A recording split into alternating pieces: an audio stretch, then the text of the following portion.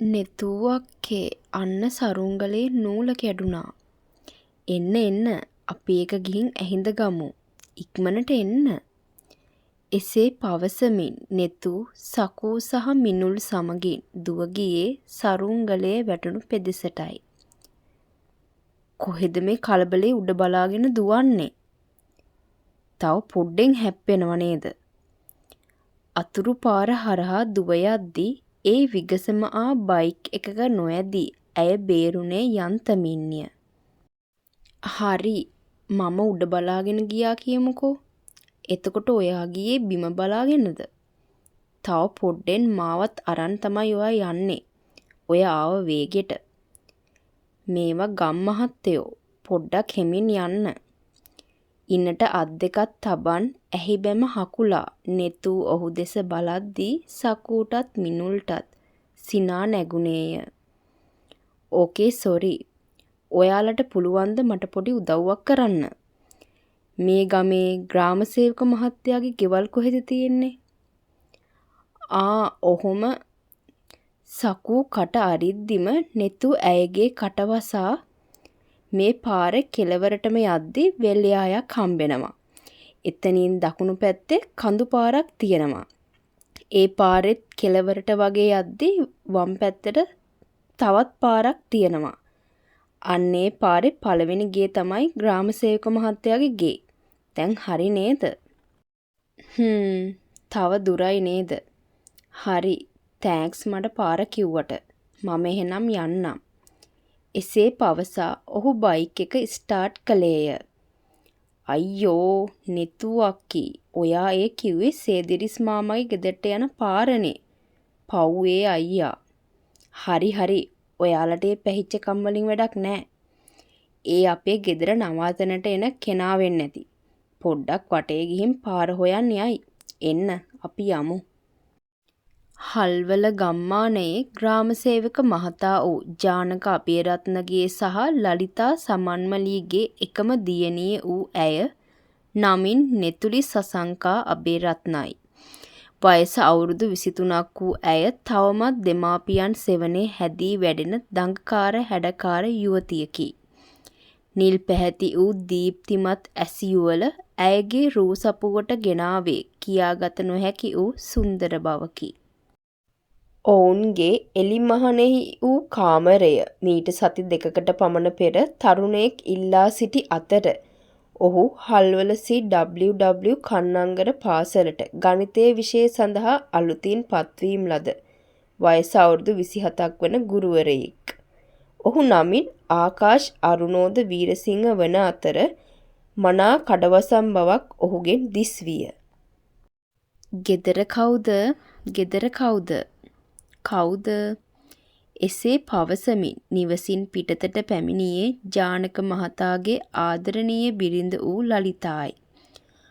Aunty මම ආකාශ් අරුණෝද. මම තමයි ආන්ටිලාගේ නවාතනට අද එනවා කියලා කිව්වේ. මම හිතන්නේ ජානක සර් කියන්නේ නැති මං ගැන. ඔව් එන්න පුතා. මම ඊයේ කාමරේ හොඳට අස්පස් කරා. පුතාට නිදහසේ මෙතන ඉන්න පුළුවන්. එහෙනම් පුතා කාමරේ බලන්නකෝ. මම තේ ටිකක් හදන් එන්නම්. එසේ පවසා ඇය කාමරේ ඔහුට විවෘත කර දී නිවස තුලට ගියේ තේ එකක් සෑදීම සඳහායි. අම්මා මොනාද අද උයලා තියෙන්නේ? මට බඩගිනි අම්මා.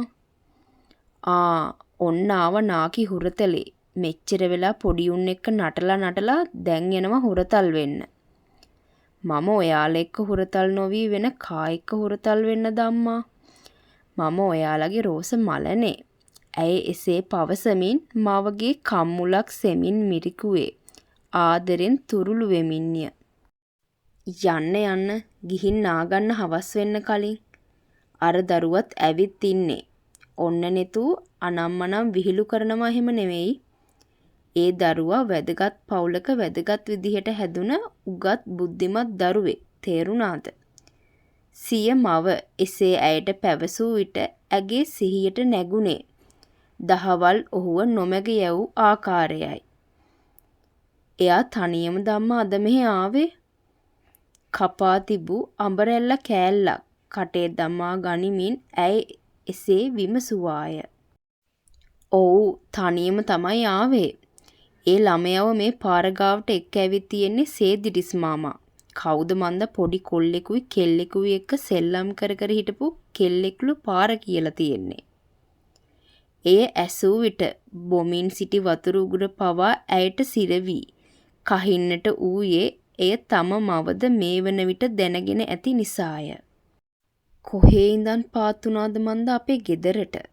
මට ඉතින් දැන් නිදහසේ ඉන්නත් නෑ. අපේ තාත්තිටත් පිස්සුනේ එයාව මෙහෙ නවත්ත ගත්තේ. වෙන තැනක් තිබ්බෙම නැද්ද දන්නේ නෑ. දැන් තියෙන ලොකුම ප්‍රශ්නේ මම කොහොමද එයාට මූණ දෙන්නේ? තාත්තිටත් කියයිද දන්නේ නෑ." ඇය එවැනි දෑ හිතමින් බොහෝ වේලාවක් ස්නානය කළාය. මේ නවකතාව කොටස් වශයෙන් ඉදිරිපත් කරන නිසා channel එක subscribe කරලා notification all දාලා තියාගන්න. පුතා කොහොමද ඉතින්? කාමරේ හොඳයිද? ඔන්න අපිට පුළුවන් හැම පහසුකමක්ම පුතාට ලෑස්ති කරලා දුන්නා. පුතාට නිදහසේ ඉන්න පුළුවන්. මට ඉතින් ඉන්නේ කෙල්ලෙක් වුණාට කොල්ලෙක්ටත් වඩා දඟයි. පුතා ඒව ගණන් ගන්න එපා. අපි එහෙනම් කෑම කද්දි කතා කරමුකෝ පුතා. රාත්‍රියේදී ගෙට ගොඩ වෙද්දී ආකාශ් සමග එලෙස සංවාදයේ යෙදුණු ජානක ගෙට ගොඩ ඌයේ තම බිරිඳට කතා කරමින්ය. "අයියෝ තාත්තිත් ආවා. මම කොහොමද අප්ප මූණ දෙන්නේ? මටත් හොඳ වැඩේ නිකන් ඉන්න බැරුවට. මෙයත් ආව ගමන් කේලම කියලානේ. මේ ගමේ පොඩි උන් එක්ක සෙල්ලම් කරන්නේ මම මිසක් වෙන කවුද කියලා එයාලා දන්නවනේ." ඇඳට වෙලා මූණත් හකුලන් නෙතු එවැනි දෑ සිතන්නට විය. රාත්‍රී ආහාර ගන්නා විටදී ලලිතා ආකාශ්ටත් ඔවුන් සමග එක්ව ආහාර ගැනීමට ආරාධනා කරනු ලැබුවේ ඔහුව පිටස්තරයෙක් ලෙස සැලකිය නොහැකි නිසයි. "එන්න පුතා ඉඳගන්න. ඔන්න අද ඉඳන් අපිත් එක්ක එකට ඉඳගෙන කෑම කන්න ඕනේ. මට ඔය දරුවත් මගේ දරුවෙක් වගේ තමයි. බෙදාගන්න පුතා ඔයා කැමති දෙයක්." නූඩ්ල්ස් සහ කීරි සම්බා බතට අඹරැල්ල මාළුවක් සාදා චිකන් කරි වම්බුඩු මෝජුවකුයි ලලිතා විසින් මනාව පිළියෙල කර තිබූ අතර එයින් රසනහර පිනා යන සුවඳක් හමන්නට විය. "චූටි දුව නෙතු එන්න දරුවෝ මොකද මේ තාමත් කාමරයට වෙලා? එන්න කෑම කන්න." "මට තාම බඩගිනි නැහැ අම්මා. පස්සේ කන්නම්. දවල්ට කාලත් මහ වෙලාවක් නෑනේ." ඇයට අවැසි වූයේ ආකාශව මග හැරීමටයි. "නෙතු පොඩ්ඩක් හරි කන්න එන්න. ඔයා දන්නවනේ අපි රෑ කෑම අනිවාර්යෙන්ම එකට ඉඳගෙන ගන්නවා කියලා. කෝකෝ එන්න." ජානකගේ වචන වලින් ඇය ඇඳෙන් බැස්සේ තව දුරටත් කාමරයට වී සිටිය නොහැකි නිසයි. "මේ එනවා තාත්තා." එසේ පවසා ඇය පාඩි තැබුවේ සාලයටයි. මෙයා එතකොට ජානක සර්ගේ දුවද? මට හිතුණා පාර වැරදුනාම." ආකාශ් එසේ සිතමින් ඇස් කොණින් ඇය දෙස බැලීය. "හොරපූසෙක් වගේ බලන විදිහ. මට මොකද මේ මගේ ගෙදරනේ." ඇය එසේ සිතමින් කෑම මේසෙන් අසුන් ගත්තාය. "නෙතු මේ ඉන්නේ කන්නංගර ඉස්කෝල් එකට අලුතින් ගණන් උගන්වන්නාව සර්. නම ආකාශ්. පුතා මේ ඉන්නේ මගේ දුව නෙතුලි. අවුරුදු 23ක් වුණාට තාම පොඩි ළමයෙක් වගේ තමයි. බරක් පතලක් නෑ. නැටිල්ලම තමයි."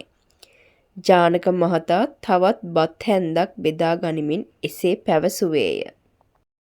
ඊළඟ කොටසෙන් හමුවෙමු. එතකන් ඔයාලා හැමෝටම සුබ දවසක්.